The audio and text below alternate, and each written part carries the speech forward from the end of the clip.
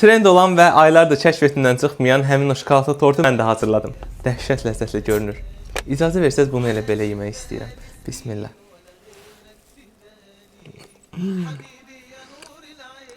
İnanılmazdır.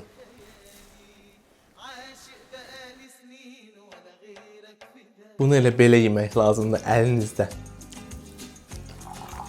İşə kremini hazırlamaqla başlayırıq. 450 qram qaymağın üzərinə 300 qram tünd şokolad əlavə edib qarışdırın. Qaymaq isinəndən sonra şokolatı əlavə edin və qarışdırmağa başlayın.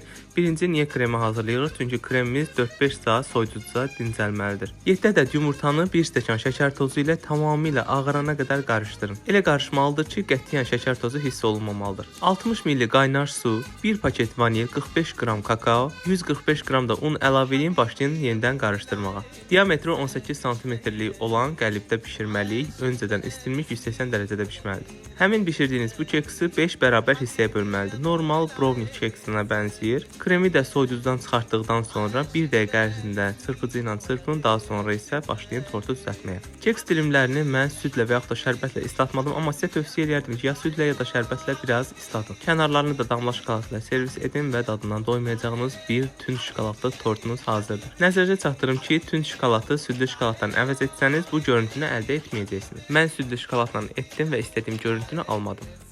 Mütləq gedin hazırlayın.